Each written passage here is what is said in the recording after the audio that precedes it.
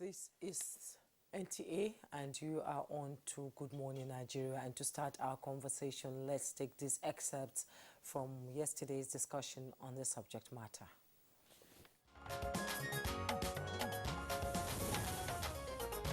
I acknowledge the fact that there has been some marginal deceleration.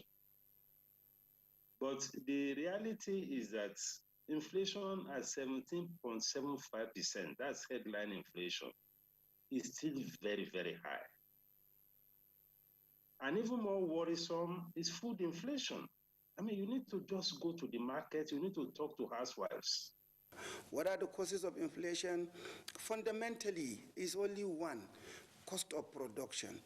Once the cost of production of any item increase, obviously the price of selling that item that has been produced will naturally increase. Of course, subject to a limitation of certain factors, like Dr. Muda has said, there is limitation as to the abilities of a producer to pass on the increase in cost of production. We cannot underrate, one, the current security challenges in the country. The security challenges in the farming communities have adversely affected the output of food items in agricultural commodities. Activities of bandits, perhaps herders, farmers' clashes, have chased farmers out of the farms. So most farms are not cultivated. What is often overlooked is also the fact that inflation, in itself, also drives the exchange rate. The higher the inflation rate, the higher the exchange rate, transmitting through speculation. Because if you have a high rate of inflation, then speculative activities in the forex market, tend to be high.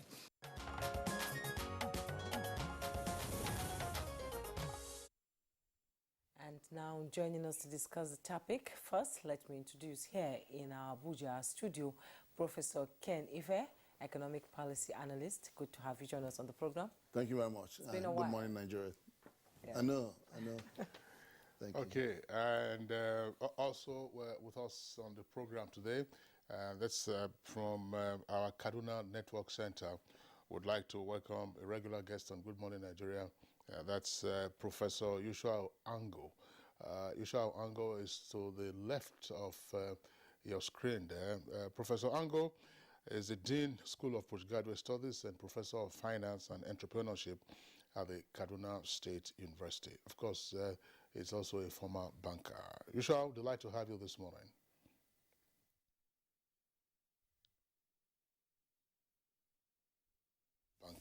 Yushua, delighted to have you. All right. It's my pleasure. Good morning, Nigeria. We're having some delayed response from Kaduna Network Center. Our engineers will sort that out going forward. And then joining us from Lagos is Alhaji Aminu Gwadabe. Alhaji Aminu Gwadabe is Acting President, Association of Bureau de Change Operators of Nigeria. Alhaji Aminu, pleasure to have you after such a long time. And happy Salah. Okay, Alhaji Aminu Gwadabe, well, let's start the conversation with you. We started this yesterday from the excerpts that you must have listened to from our four guests who were with us on the program.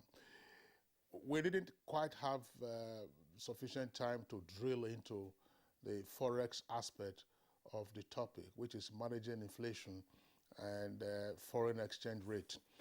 I recall some years ago on Good Morning Nigeria, we had you when the exchange rate was pretty volatile.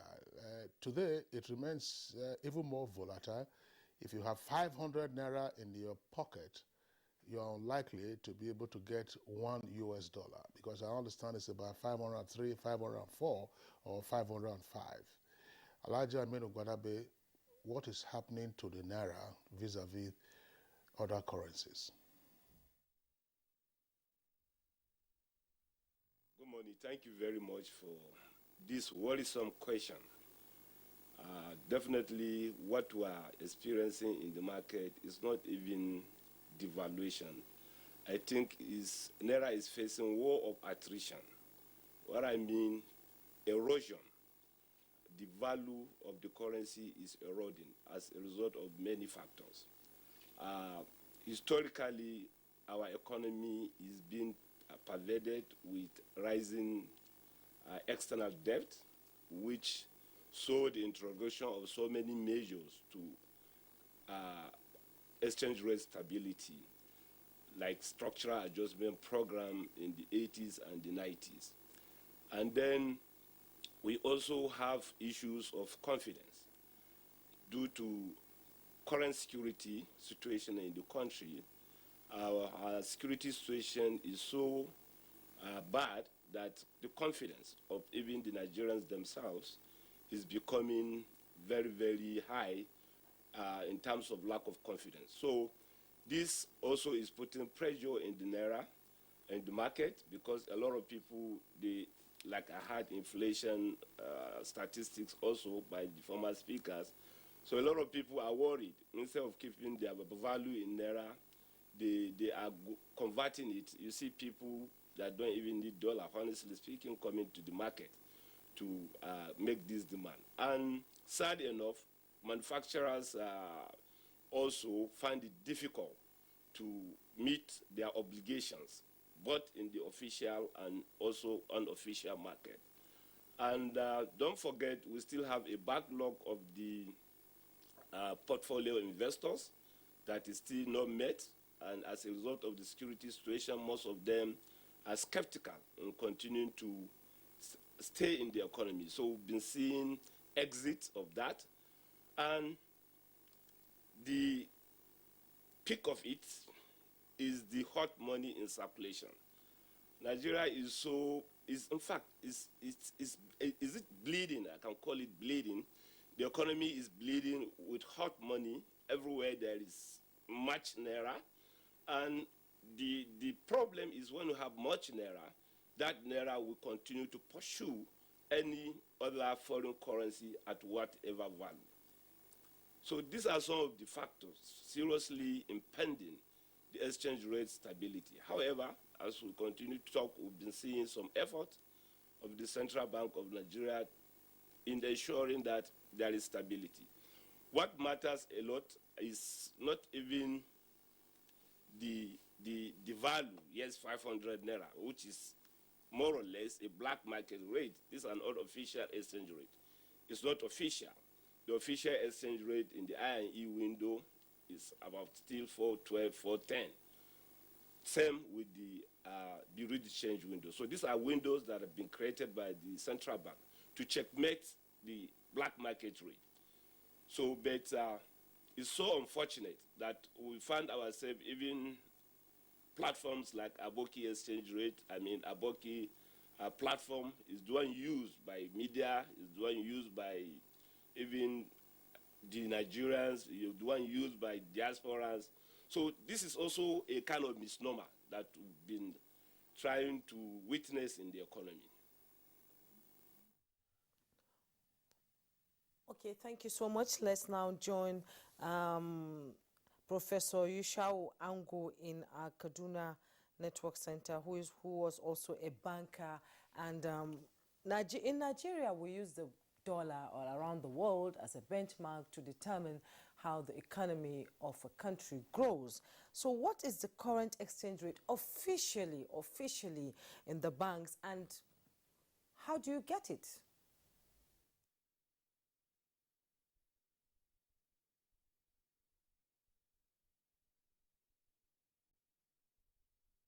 Typically, there are different ways in which any interested party can get funds from the banks. One, if you are importing for raw materials, for example, you can approach and bid for foreign exchange. But then basically, the rate that everybody talks about is largely the rate that I use in the black market, like the last speaker said. And that in that case, you can also approach the banks for what is called business travel or personal travel allowances, which is allowed by the central bank. For business travels, you can get certain amount per annum or per quarter, and then for basic travel allowance, you can get, I think, $5,000 or so per quarter. So that is these are the various ways in which typically an average Nigerian can approach the banks. But you know, like the last speaker also said, there are different rates, you know, in the market. You know, there is the official rate, in which there is a buy rate and a sell rate. If you go to banks, you see that they will display that. And the large quantum of transactions that take place in terms of foreign exchange is actually in the official arena. Even though, of course, we know in terms of volume or number of activities, the parallel market or the black market, as it's so called, is more apparent. But unfortunately, like also the last speaker said, even the manufacturers who patronize banks, and I mean through the central bank various windows to purchase foreign exchange for various transactions, when they are fixing their prices for products or commodities, they will always refer to the black market rate. And of course, we have seen that sellers of even basic agri commodities will refer to the exchange rate in the black market whenever they change their prices. So basically, we are an economy, unfortunately, that is so reliant on, because our test changed, you know, right from the 70s. So for that reason, we have been so reliant on imported goods, 95,340 that we are benchmarking all the time our activities, including those that are taking place here locally, with the foreign exchange rate, especially the dollar. The dollar is not by accident that the dollar is paramount here, but because our economy relies heavily in terms of foreign exchange income earnings on the oil. Oil is benchmarked, the prices are benchmarked in dollars. Probably that is why, despite all the efforts to bring in other things, you know, including, for example, the agreements with China to go into an agreement whereby we can buy things directly from here and there, dollar is still paramount. But dollar is still the yardstick. Dollar is still what everybody is talking about. So I believe that is part of the reason why we have situations as we have. Largely, we have problem of test. We have problem of test. Test in all forms, you know, in terms of what we use locally, and in terms of even going for studies abroad. You know, quite a number of Nigerians, you know, are abroad. They need foreign exchange to survive, you know. You need foreign exchange to pay for their school fees. We are not able to plan that aspect and many other aspects, including medical expenses and things like that. So we are so reliant on foreign sources, or rather services and products, that if care is not taken, except we generate enough foreign income also, you know, to compensate for that, this situation will continue in the foreseeable future. Well, Professor Yushao Ango, I just wanted to clarify this before we bring in Professor Ken Ife. Why is there so much obsession with the parallel market rate?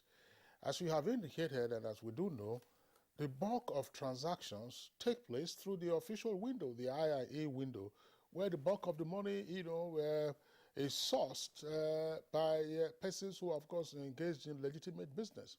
But even everyone else now will reference the parallel rate rather than the official window, which is about 400 and something. Everywhere you go, if you tell anybody now that the exchange rate is 410, they will ask you, okay, if you bring the dollar, let me be sure that it's genuine, and I will give you 410.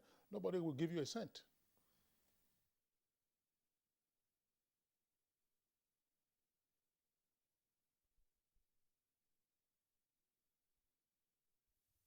Largely, I think, well, I don't know. Maybe it's a way of justifying for everybody that is fixing prices. You know, they want to maximize every opportunity. You go to somebody, a shop, for example, you buy a packet of, a soap, a certain price, And before you come back in the afternoon or in the evening, the price will have changed. And they will tell you foreign exchange. And nothing has happened to foreign exchange. So I think it's just a means of justifying the various options, the various prices that people fix. And in actual sense, if you look at it, there is no justification. There is no justification. But people are using it just so that they can get the best prices. And we are doing it to ourselves. You know, we Nigerians are doing it to ourselves in various sectors. And of course, the normal thing, the easiest thing to do whenever this thing happens is to blame government, whereas it's not government. And even the issue, which some people have spoken about yesterday, I listened, about trying to match the two rates. You know, for as long as government tries, this has been done many times, you know, trying to match the rates or to cover the differential, because the differential is giving, some speculators, you know, advantage, because there is differential to round trip or something like that, buy from official rate, find a way of bringing it back and then selling it in black market rate. But as long as you try to close that gap, the more you close it, the more it widens again. The more you close it, the more it widens again. If central bank should wake up today and say, okay, we are selling dollars at 505 naira to a dollar, the next thing, the black market will shift to 600 naira, or 550 naira, and things like that. It's a moving decimal. It's a matter of demand and supply. The real long-term solution is for us to really be export-oriented, to operate towards, you know, and not relying on oil alone, diversifying the economy. This has been done. You know, substantial achievement has been made, really. But, you know, because of our size, because of our quantum, because of our test, unfortunately, we have not made enough strides, you know, in that direction.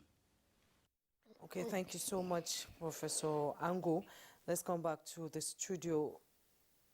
He described it as a moving decimal. How can we begin to stabilize the dollar so that our economy can grow? A moving target as well. Yes, a moving target. Yeah, the key issue here is dollar supply. We just don't have enough of it. But that's number one. But there's an insatiable desire for that dollar, which plays out in dollarization of our economy. There is an increasing tendency to dollarize the economy. People are much more confident of handling and holding the dollar. And those CBN has fought this many times in the past. But that's when dollar is the crux, then speculation sits in. And speculation does far more damage because politicians want to hold the dollar. If people prefer to be settled in dollar, even when you are giving bribe, they tell they don't want those bags of naira, bring me dollar. Now it shows that dollar has taken precedence over any other means of our own primary means of exchange. And we don't have enough of it. Now the second thing also is there are so many other hostages to our story that even the preponderance of foreign debts means you have to service them with dollars as well. And you know it's prioritized. We haven't defaulted in any way in our repayment. It's one of those no-go areas. We haven't defaulted, and that has been very helpful to Nigeria because if you default, you know what happens. The fallout on rating, the fallout on increased the premium on the interest rates, all kinds of things will kick in. So it's part of the mix. Then, of course, the structure, there's a structural issue where over 80% of our manufacturing capacity is persistently depending on imported raw materials. And I haven't actually seen that we are beginning to address that, to reduce that. You know, when Obasanjo was there, remember about the bread. He had to push for cassava to be incorporated in bread, about 10% to 20%. The beer production, barley, you had sweet sorghum going. So you saw that push to conserve and bring in more of our, integrate some of our more local material. But that we need to start looking at that again, you know. And then, of course, you say, why are we not earning enough money? Even when the oil price is going on, crude oil going higher and higher, over $70, you still haven't seen the money in excess crude account, and you haven't seen accretion into the reserves. Now, that tells you another story.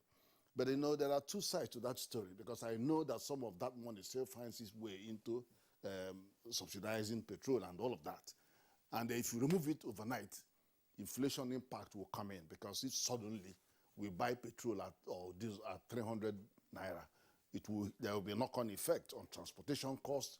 There's a knock-on effect. So inflation will also take a dive. So we will let that sleeping dog lie for the moment. So there are many hostages to this whole story about forex instability. But then, one would say that the ability for them to continue to purchase the dollar means that we need to do a bit more on tightening the liquidity. And CBN is doing that, as you saw, in activities on the open market operation, and you saw more activity. Government is also active in the market, selling treasury bills. So there is that activity that are trying to mop up liquidity to reduce the cash available for us to buy and trade with this dollar. But what you can't stop today is the arbitrage.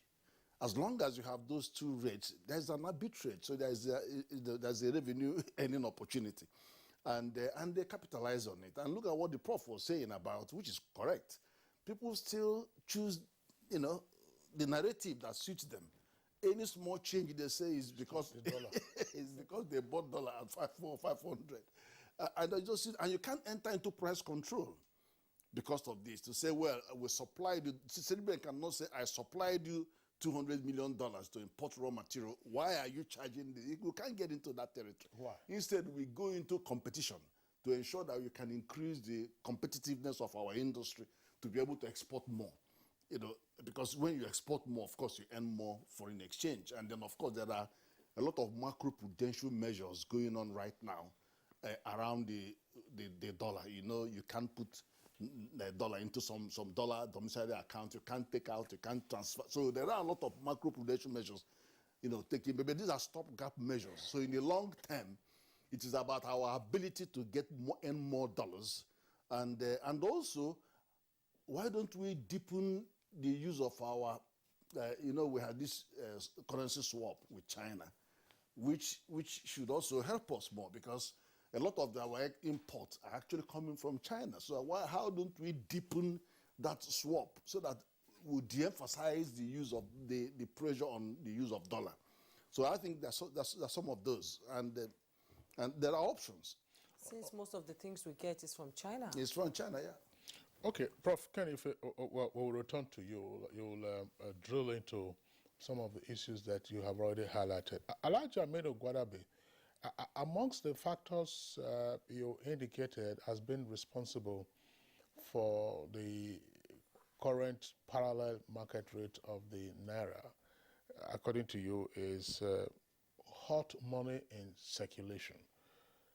I'm just wondering, how does the average Nigerian, for instance, who is at the receiving end of the frequent price increases on the alibi of the current exchange rate of the Naira, understand that there is hot money in circulation when the general complaint is that there's no money in town?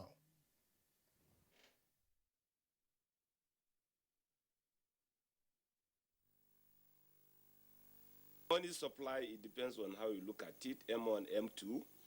I quite believe the country is not broke, even as we are now.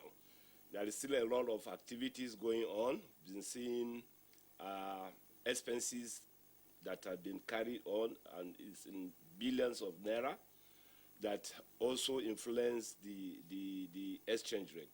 So also, like the last speaker have said, you find that politician will tell you, give me dollar, not naira. So these are issues that are germane and of concern. Then, yes, despite the inflation, for instance, if you look at the neighboring economies of Nigeria, even their letter of credit is being sourced. The dollar used in those countries is being sourced from Nigeria. So there is a lot of pressure. We've seen the porousness of our own borders allow money travel fast than anything. As I'm here now, I can talk about money in UK, I can talk about money in UAE, I can talk about money in London. So this is the speed of money. And that is why this circulation of hot money is injurious to the exchange rate of the country. So it's very, very important. We, like the last speaker said, liquidity mop up. CBN is trying its best to see that they have mop up liquidity in various forms to ensure that the too much naira we are seeing in the economy, despite the narration that yes, there is no money, but I believe it depends from the angle you are looking at it. There are places that there is money, yes, there are places there is no money. Unfortunately, a lot of Nigerians are suffering because of the dwindling economy, unemployment as a result of all these fundamentals. But honestly, it's a very big issue, and I think the CBN is also looking into it. There is a lot of many ways that this money comes into this country, and at the end of the day, it's even freighted out. So this is a very, very big issue that is affecting, and like I said, porous borders, you find out there is illegal evacuation of this currency going to Dubai, going to China, and what have you.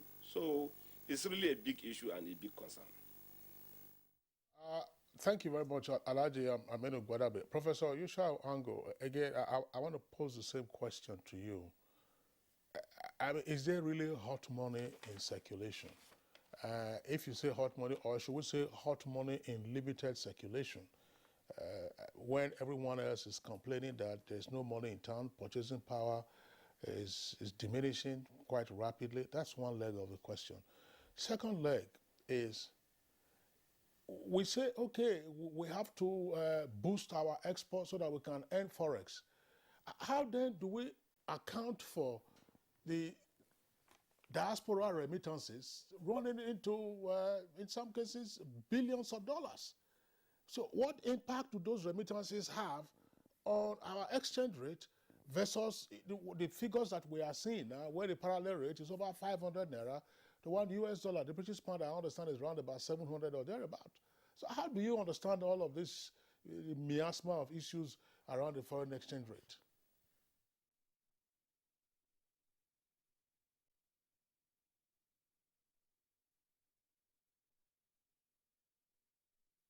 Alhaji Aminu Gwadabe will be better at explaining what this hot money is all about. But I believe there are monies, the problem in Nigeria is certainly at the low level, there is no money, with the average, the poor persons. But at the high level, at the high end of the market, obviously there is money. And like also he said, some of them are running to safety. Given the security situation, given the situations, they just want to be safer. They felt it's better to have their monies in foreign exchange. Now that there is not even too much troubles, like before, ordinarily one would have thought that there won't be too much demand. But another issue which probably has not been given adequate attention is the fact that this inflation, these exchange rate issues, have all of them affected also by what happened in 2019, 2020, the COVID-19 issue.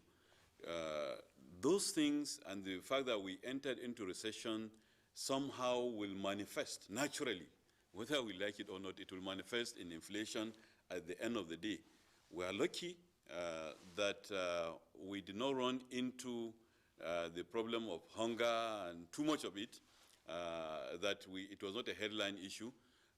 But the impact of COVID is still with us, and it's reflecting also in this issue of foreign exchange and this issue of inflation. Now, the remittances that we receive from diaspora, I don't have the latest figures. I don't know what happened to it during the COVID era. It certainly will have reduced. But the remittances are huge, from what I saw in the previous years. And if it continues to grow at this level, then there is a likelihood that it may even surpass the so-called oil wealth that we receive in this country. However, what we should always take into cognizance is the fact that we are growing. We are 207 million. We are likely going to be 400 million by the year 2050 based on projections. We are growing rapidly. Our requests, our demands are increasing. So even though the revenue is also increasing, including, incidentally, the non-oil export is also contributing hugely, but it's yet to make, to meet up with the demand. And especially it's difficult to meet demand when people are running to safety. When people are running, they just want to hold on to a currency that they felt will be stable. There won't be any problem. Whatever happens, at least that currency is stable. When people are running to that, hardly will any money, however much it is, be sufficient, because it's a matter of speculation. It's not really based on real demand. If it were based on real demand, I think sincerely, we have made so much progress in terms of remittances, in terms of non-oil exports, in terms of even food sufficiency.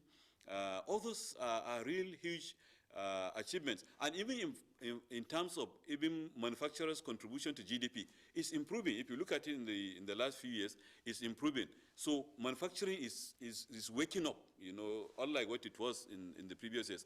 But our growth in terms of population and then the fact that people are running to safety is not helping matters in this regard.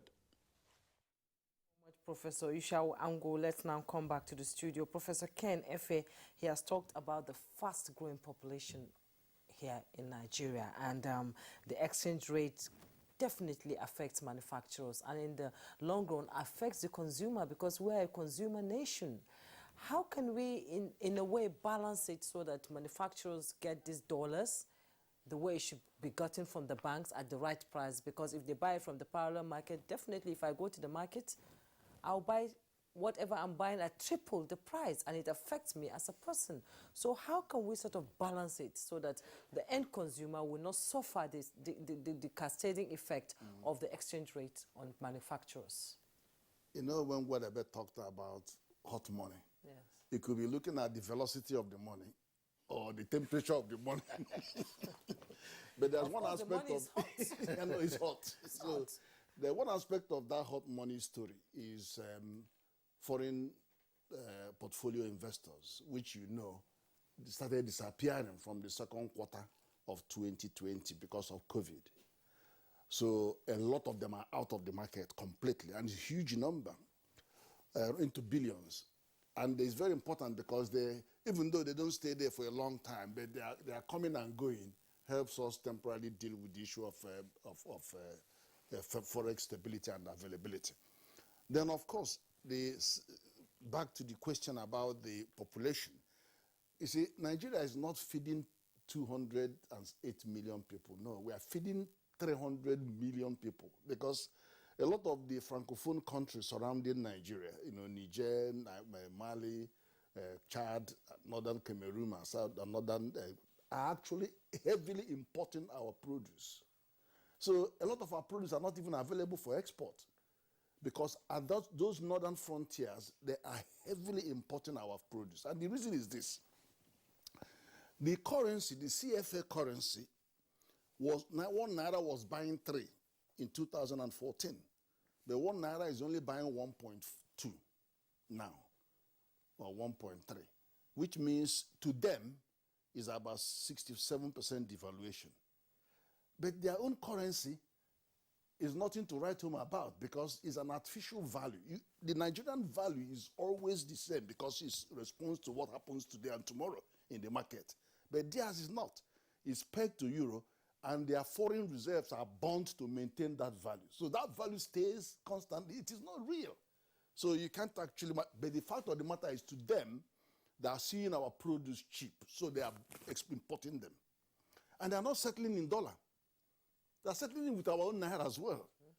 So we can't even get dollar from there, because the ECOWAS treaty allows free movement of those goods and services, and at the primary level without paying duty, no quota, everything. But if we increase value addition, then we will bring those markets under regulation, because now you can pay duties, and then you can actually, so it comes in, unless they apply for ECOWAS Trade Liberation Scheme, ETLS. So that's a challenge that we have at that frontier. But then, when there is pressure, when you break down inflation statistics, you will actually see how that plays out. Why the produce at the top end of the north coming down to the south, 1 ton of grain you are moving down to the south costs you between 75,000 naira to 100,000 naira to transport it down. Not because the fuel price has gone up, no, it hasn't, but the transportation cost is more to do with security. They can no longer do overnight, 24-hour drive all the way. They will have to stop somewhere because they wait for a journey of 1 day now becomes 3 days. Its cost, it triples and doubles the price. So you've got all that, security playing in, population differentials are playing in, what you are producing is not actually going out to earn you dollar. But there is growth in the agricultural GDP. You've seen it, 2.28. The other time it was 3.6. You could see effort, even despite the shrinking agroecological footprint caused by also security issues around the city. So people are still pouring in money, CBN, pouring in money on making sure that there's mechanization. Is the money going to the right farmers, or the money is going to, in some cases, as it has been alleged, political farmers? I'm not sure about this because we know that over 3 million farmers have actually accessed money from Anko Borowa's program. We know that over 3 million tons of rice has been produced. I mean, this is a radical change from what we were seeing. We were virtually importing every rice we were eating. But still, rice but is now expensive. The story has changed a bit in our favor. Even though there's still hoarding of goods and things, there are all sorts of asymmetries going on. But the fact of the matter is that over 3 million farmers have accessed credit without collateral, and it is continuing. What we now need is to strengthen that linkage so that a lot of it will enter into export trade heading out. And that means quality infrastructure have to be laid out. It means that processing, value addition, progressive have to take place. So there's a lot of work there to actually make sure that we can kiss goodbye to the foreign exchange problem that we are having. Okay. Well, Professor Kenife, thank you. I want to go back to Professor Yushua Ango. Professor Yushua Ango, I mean, for those of us who have followed the fate of the Naira, particularly since the introduction of the second-tier foreign exchange market in 1986, September 1986, by the time we got into the early 90s, we started hearing all kinds of excuses as to why the Naira was the way it was. In fact, during that first transaction in 1986, the Naira, which used to exchange for just about about $1.50, became 1 Naira to $3 US. Well, it stayed stable for a while, and then you then started having all the changes. We keep hearing all of these arguments. The people, the economists or financial experts will tell you about parity ratio, all these stories about we are not producing enough, we are import dependent, we are not exporting enough, and yet, from what we are hearing, a lot of the population in West Africa depends on us. So if that is not export, what is it? And is there any way that we can maximize this? The same story you will hear about fuel. That fuel, if you have 10 million liters that will come into the country, maybe 10% or 20% of it will also go out. So we are the ones spending our own dollars, to import these things in the first instance. We claim that we are import dependent, but in the meantime, you have other countries that are also relying on us. How do we understand all of this? When they buy the fuel, when the fuel goes to neighboring country, whether it's Benin Republic or Cameroon or Niger or Burkina Faso, what do they pay us in sand?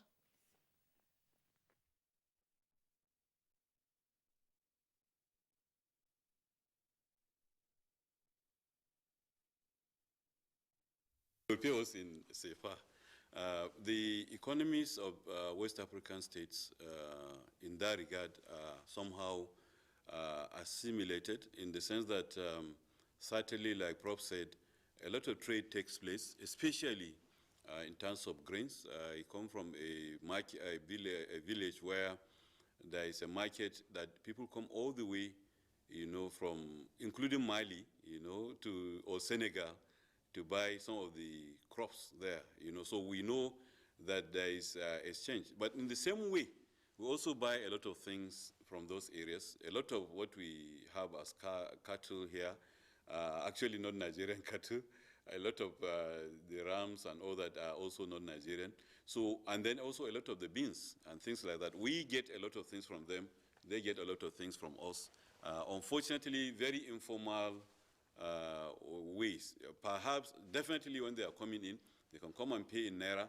But how did they get the Naira? Along the line, there must have been an exchange informally between Naira and Sefa. This is happening.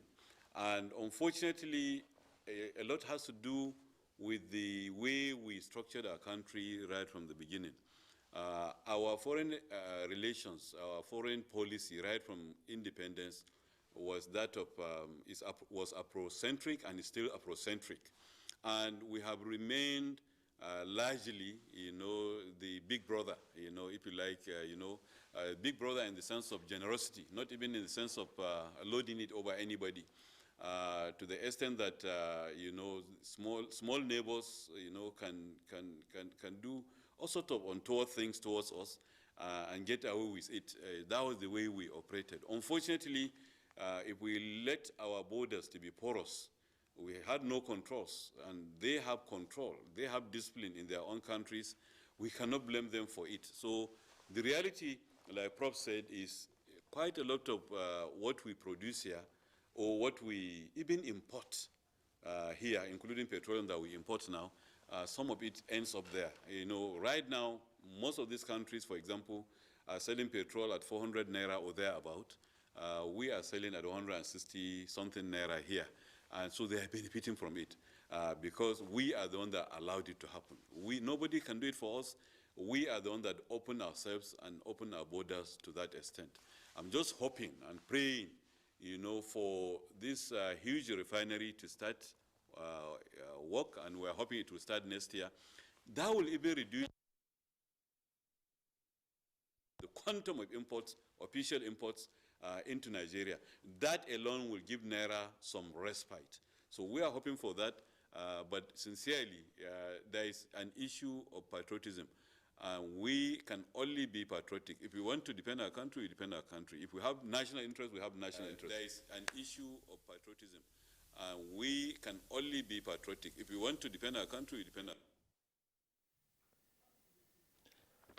our Okay, it seems that we have a slight problem from our Kaduna Network Center. Let's now join Aminu Gwadabe in Lagos. As the acting president of the Association of Bureau de Change in Nigeria, there's definitely a problem there because Nigerians acquiring or accessing to dollars in the parallel market is becoming quite a difficult task. So if government is trying through economic policies to ensure that this is stabilized and balanced well, what are you doing on your part to ensure that Nigerians who need these dollars have access to it and at a favorable price at that matter? A self-regulatory organization, one of our major roles, like you said, is to help the Central Bank of Nigeria to stabilize the exchange rate. This will have been achieving some strategic roles with them right from 2006 when we witnessed this volatility, and the window was opened then by the governor, Professor Charles Soludo, where the BDC came in and more like do the magic. The same thing in 2016 when we have a recession also, where we see volatility. The governor also encouraged the BDC to be in the market with that window. The whole purpose of the BDC is to ensure that they suppress the black market rate. So, but due to the issue of supply, like Prof have said, as a government issue, is the reason we are seeing this. The exchange rate continued to be stable from 2016 till about 2020, early January, before the COVID. So this is where we found the problem. The supply reduced drastically even to the BDC subsector. We used to have an average of $75,000 per week, and now we are doing less than even 30%, which is about 20,000 per week. So you can see there is a lot of shortage, squeeze in the market, liquidity squeeze. So that has been a constraint to ensuring the stability or achieving that role. But it's not bad. The bubble is going to burst. That I can assure people. We have been talking to our members that the members of the public should go to their offices and do their official transactions, which is the business travel allowance, $4,000. $5,000. Personal travel allowance, $4,000. Medical, $5,000. School fees, $5,000. So these are our scope of transactions. And I'm using this medium to please whoever that goes into any BDC office and with his genuine documentation. The problem is that Nigerians don't even want any transactions that will give them a tracing. People prefer to go to the man in the street that will not ask them, where is your BVN number, where is your passport, where is your ticket. They feel they don't want to be exposed to that kind of environment. So this is what we are saying. But it's not an excuse. Like I said, we are using this platform to inform Nigerians that the BDC is still assessing the central bank window to ensure that there is liquidity in the market. And we are training our members to informing them the danger, because many of us have been penalized due to the non-compliance to rules and regulation. So we've been training our members, and the CBN is also heavy on any infractions. About almost BDCs were penalized with 5 million naira last year, and then still other are on PND. So we have been having a lot of collaboration with the Central Bank of Nigeria, the Nigerian Financial Intelligence Unit, to ensure that there is stability in the market. And we will continue to give our best, more especially to our regulator and the security agencies who have been exchanging good information on how we can achieve this objective. The bottom line, like Prof said, is about greed and selfishness. It's not all about me. So this is the problem. We need to have a change of mindset that we should be patriotic. We should love the country, because that is key. That is fundamental. It's gamen. Let us not continue to be wasted generation, wasted generation. It's not good. Nations are built by their own people. Not any other person can come into this country and develop our economy. We are going to develop this country. So it's gamen.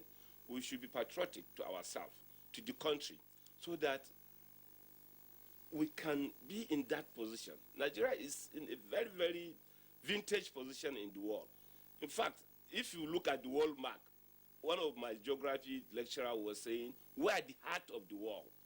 We're at the center. So we have a lot of advantage to ensure that we don't face all these volatility issues. Secondly, you raised the point of diaspora remittances. Ironically, it's not coming as expected due to some certain issues over there too. The CBN have been trying to even give incentive to the receivers here, whereby you have 5 naira per dollar when you go and send your money through the IMTOs. But honestly, there's still monopoly. And until that monopoly is broken, that's when we will be able to see the flow of the diaspora remittances.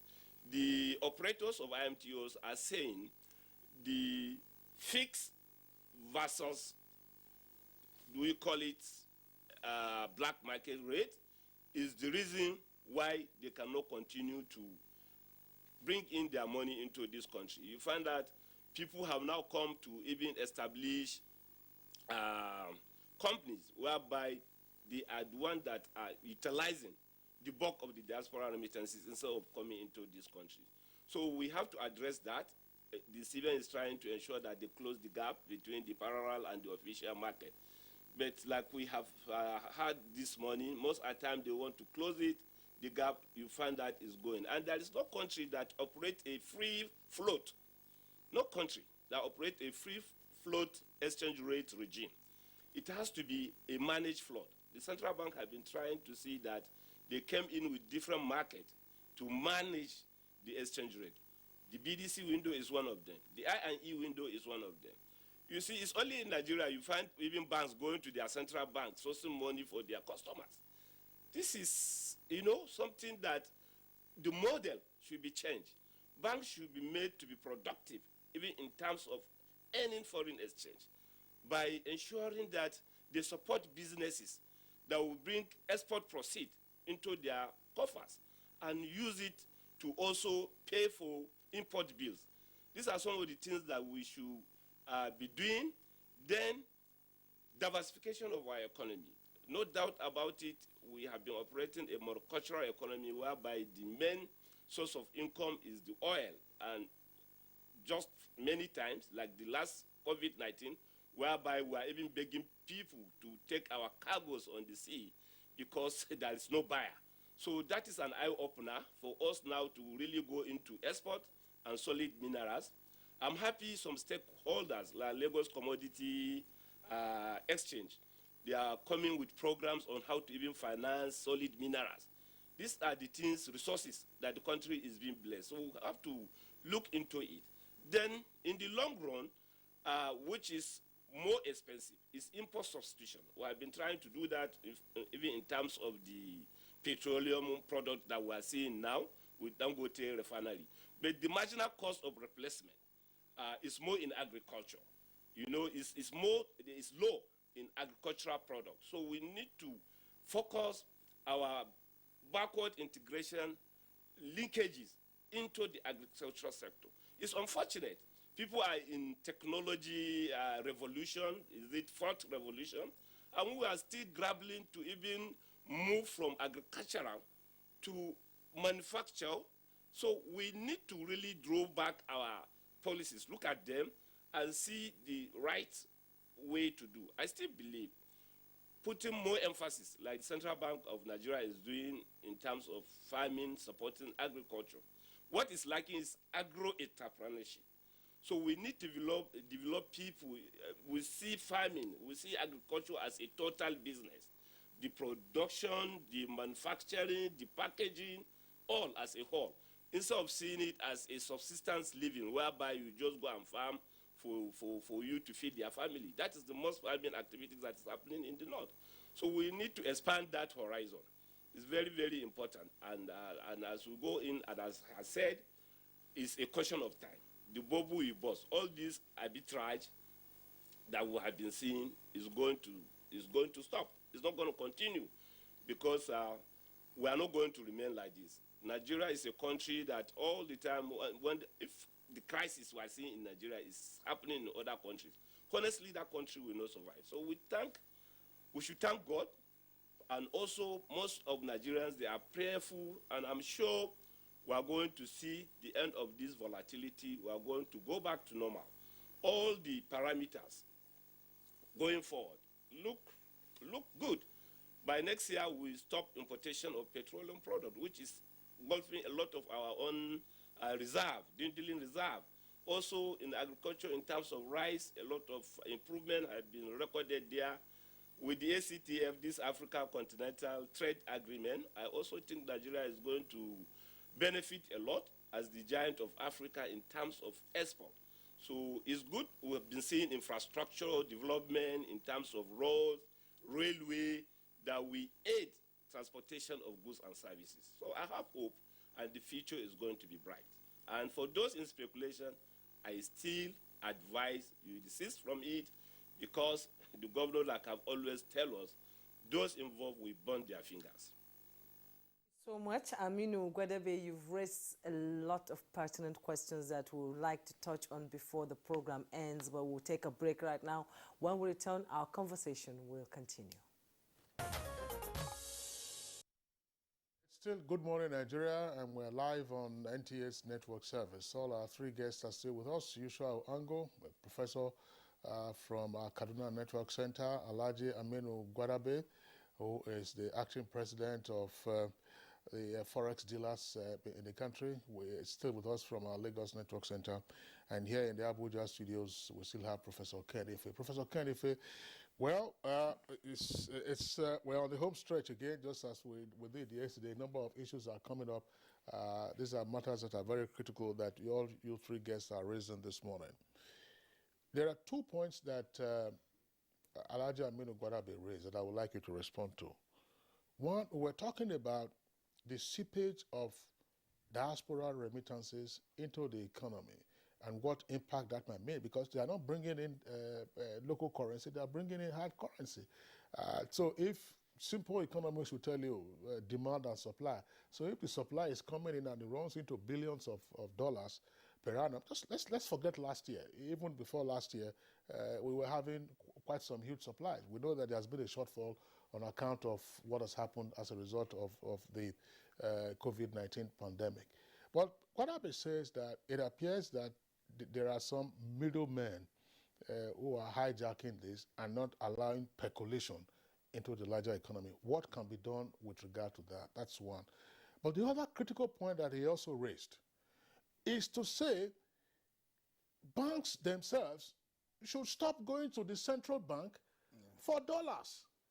Why is it that banks, in terms of their activities, cannot be recipients of export proceeds?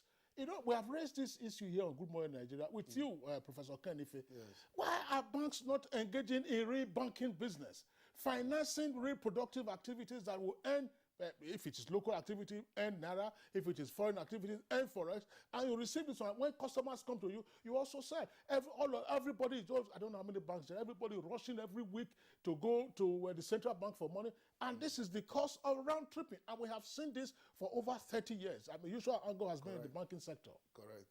Well, let me start with that and go to the first one, which is Diaspora Remittance. You remember in 2015-16, when CBN clamped down on 32 items or so, and I defended that action because I challenged all the protagonists. 41 items.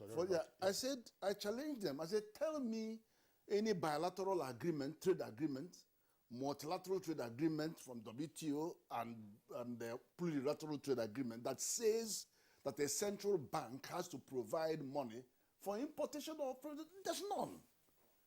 So why are we lording it over the central bank? Why is it that we've just made central bank the centerpiece of all this importation and exportation? It shouldn't be the case. In London, most time when I import things, I just go to my commercial bank and they provide me the currency. They've never ever had to go to Bank of England for looking for those currencies. So I think we need to deal with this. And also there are banks that are actually beginning to wake up, because I, for one, I have been a guest speaker several times to Lagos Business School, working with Fidelity Bank and Export Promotion Council. So I go to speak on export compliance in Lagos and in Kanu and all that. So you can actually see a bank that is making an effort. And I've also been to train 600 people, exporters for Lagos State on export of coconut and textile and all that. Also with these 3 people that I mentioned. So there is an effort. But it shouldn't be confined to 1 or 2. All of them should be involved in this business. And secondly, every bank should have a business advisor in every branch, so that when people come, they talk to them, go out and visit them in their places. We don't have that. Every branch should have it. Then this coming to your diaspora remittance, there's heavy arbitrage that is going on there. And we've known this for long. And CBN has actually taken action in the middle of last year. What was going on is that we have IMTOs, International Money Transfer Organizations, that are sitting there collecting the dollars from our diaspora and then paying out in naira. And then so the CBN stepped in and said, no, pay these monies into dollar domiciliary accounts and then let them have the choice of how they want to dispense their dollars. He gave that directive. Many of them didn't comply, and CBN went rough with them. And then actually had to close their naira accounts, the IMTO naira account, which was what was making them hold on to this. So there's been, and then migrated to incentivizing diaspora to use the channels and get extra 4 or 5 naira per dollar. So there's an action going on there, but it tells you the scale of the challenge that we have there. So why do we have this? This continues. And, these guys, for you to deal, CBN has to have an acrobatic mentality to deal with these people. If following here, they plug this, so I look at even macro-prudential measures, the ones I've just been saying to you about dollar. It's the same thing. They are just moving it, and that's fighting. But this shouldn't be the case. And we should have a longer-term solution to this by opening up all other avenues of raising dollar revenue and also reducing the pressure that dollar has on our import activity by doing more with the... Prof, I know that my colleague is going to ask this question. You know, from your gesticulation, you call it acrobatics, the CBN as a regulator is trying... If these activities amount to economic sabotage, is an entity like the EFCC ill-equipped? ICPC. Is it ill-equipped to say, look, we're going to do a track down and then make a scapegoat of one or two persons so that everybody will now know, oh, that this is not just business? As usual. Yeah. So we have a National Intelligence Agency. That's a financial intelligence unit. NFI. And CBN doesn't lack the power to take action. It does take action when it wants to. Because I've actually sat in a meeting where the CBN governor warned the importers of oil and all these textiles. I know all of you. If you try this again, I'll blacklist you, I'll tag you. He knows, the information is there. But you have to take these things one at a time. But it's not for lack of power. It has the power to do it. And I've even sat in a room in the CBN where all the importers of, the uniformed officers, the Air Force, the Navy, the Youth Corps, all of them, they sat on one side, and then all the manufacturers of garments sat on the other side. And he said to them, look, you know what? According to the presidential directive, I'm not going to give you dollars anymore for importing all these textiles. You're going to do business with these people. Tell me why you can't do business. They say, well, quality standard. They say, but I can meet your quality standard. All right. I'm going to put money on cotton value chain, entire end to end. They put money for billions of naira for them to produce cotton. The engineers were funded, and then the government were paid. So they're beginning to be, so they have the power. When they want to utilize it, they have the power.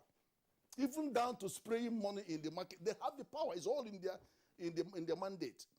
Okay, thank you so much, Professor Ken. Let's now join Yushua Ango in Kaduna. You know, they said the CBN needs to have acrobatic capacity. Now, let's have your views on banks sourcing and not from the CBN, sourcing dollars and not from the CBN. Let's have your comments on that.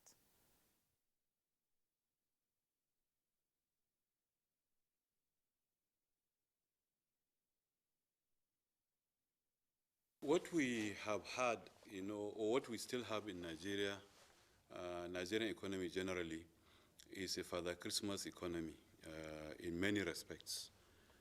We have been used to be subsidized. Banks have been subsidized.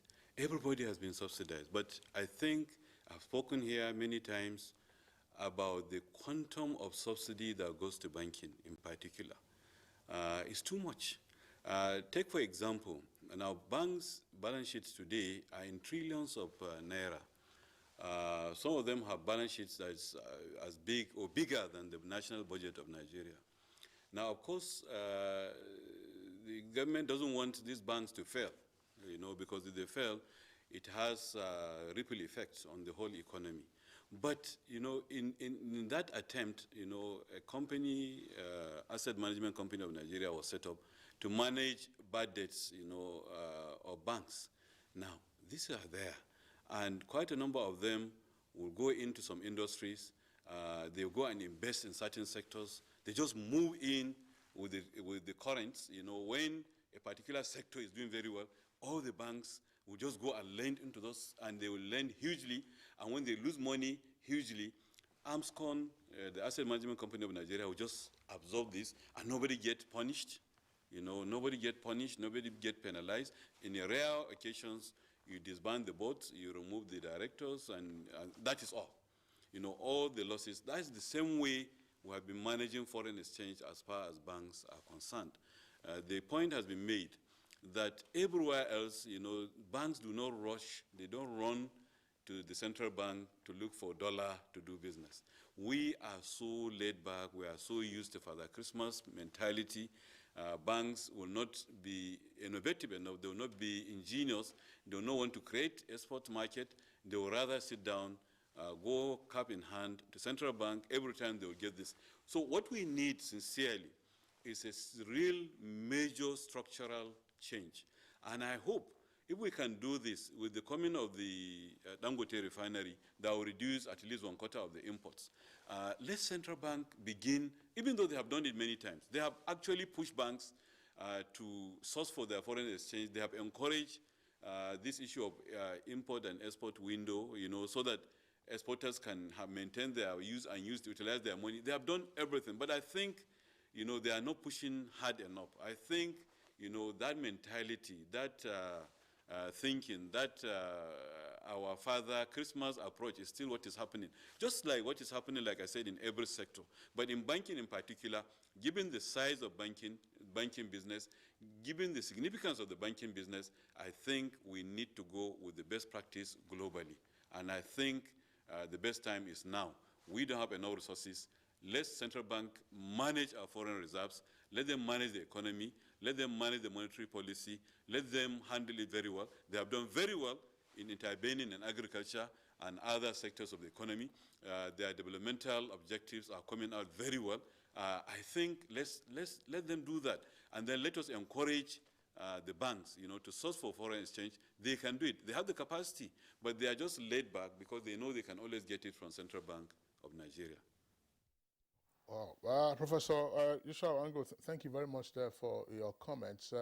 Back to Alhaji Aminu Gwadabe in Lagos. I'm probably not alone in assuming that many Nigerians do not know the difference between a bureau de change, that's a BDC, and then the malam that is on the street hawking dollars and also buy dollars from you if you intend to sell. Earlier you were saying that, look, if people want to avoid speculation, go to the BDC or go to your banks for transactions. How does the potential patron differentiate between a BDC and those malams? Here in Abuja where we are, everybody knows where Zone 4 is. In Lagos where you are there, I'm sure 1 or 2 hotels that are close by there, you see them there. You go 1 or 2 hotels in between where you are located in our office in Lagos. You see them on Broad Street, you see them at the local airport, you also see them. Allen Avenue, you see them. So how do you differentiate between a BDC and a malam who is hawking dollars? The concept of licensing bureau de change is to formalize that informal market, so that the central bank will be able to track and capture transactions that is outside its own purview. And for you to get a license, there are conditions precedent upon getting that license. One, you have to be a registered entity with Corporate Affairs Commission. You have to have an office location, very, very germane, which the Central Bank of Nigeria, before even issuing a license, will come and inspect that office. Then you are also having some obligations in terms of renditions of returns to the Central Bank of Nigeria and then the Nigerian Financial Intelligence Unit. You cannot be operating on the street and you call yourself a licensed bureau de change.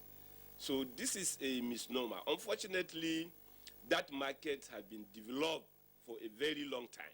So the CBN is trying all it could to see that they formalize by issuing licenses to ensure that they reduce the impact of the parallel market operators. But like I've said, it's a market that has been developed over a long time, and people have been there for many years as their means of livelihood. But that is not enough justification to continue to allow its existence. However, like I said, we are licensed with the Central Bank of Nigeria. We also pay our revenue to federal inland revenue and state revenue. Our income tax is also paid by our members and staff. So these are some of the obligations that clearly separated us from a parallel market operators. That is not licensed, it's not incorporated, he have no office. for God's sake, we are always advising Nigerians, go and conduct your foreign exchange need inside a bureau de change office. And whereby you found infractions, the CBN have in many occasions given numbers. We too have been doing that. By next week, we are coming out with jingles in both the TV, radios, newspapers, so that we can continue to enlighten the public, patronize the license bureau de change. And we need also support the media, so as you continue to enlighten Nigerians that these BDCs are all over. We're about 5,000 plus in the country. Every nooks and corner of this country, the bureau de change are there. We are more convenient. So people should begin to have that attitude of conducting their transaction, not for you to go to Zone 4, for you to come to Ikeja Airport, inside your car, you want to exchange, you want to do transactions. So these are attitudes that we are calling on Nigerians. Identify a licensed bureau de change. We came up with a exchange rate platform that is called NigeriaBDCs.com. If you go into that platform, you will see all the licensed bureau de change in Nigeria. Okay, thank you, Aminu Gwadebe. We are really running out of time. We have to come back to the studio to get the, the closing comment of Professor Ken Efe. How do we deal with these economic challenges? 30 seconds, briefly. Well, inflation has loomed very, very high. And remember that there are two sides of that equation. A lot of structural factors aggravated by security, there are money supply related issues. And when you come to money supply related issues, there's forex supply and there's domestic money supply. CBN is wrapping that up by restraining liquidity through their operations, and then the whole confusion around forex supply is what we spend the whole of this money doing. And that is a moving target. There's so many things that are impacting on that. And we know that speculation sits very, very high in that agenda, and that's why dollarization. So the jury is out on this. And the good news, of course, is that the economy is gradually recovering. Inflation is tempering a little bit. And we just hope that no adverse action, because we're in a time of stagflation, no adverse action will aggravate this and lose what we have gained. We hope so, and we pray it's sustained. Professor Ken Ife, economic policy analyst, thank you so much for your insight into this topic today on Good Morning Nigeria. And from our Kaduna Network Center, Professor Yushau Ango, Dean, School of Postgraduate Studies and Professor of Finance and Entrepreneurship, Kaduna State University. He was also a banker. He joined us from Kaduna. Thank you so much. And Aminu Gwadebe, Acting President, Association of Bureau de Change. Thank you so much for your insight on Good Morning Nigeria. All right, so that's it on the program for today. We appreciate your tuning in. Remember to join us again tomorrow, same time, 7 in the morning. Until then, I'm Kingsley Osadolo.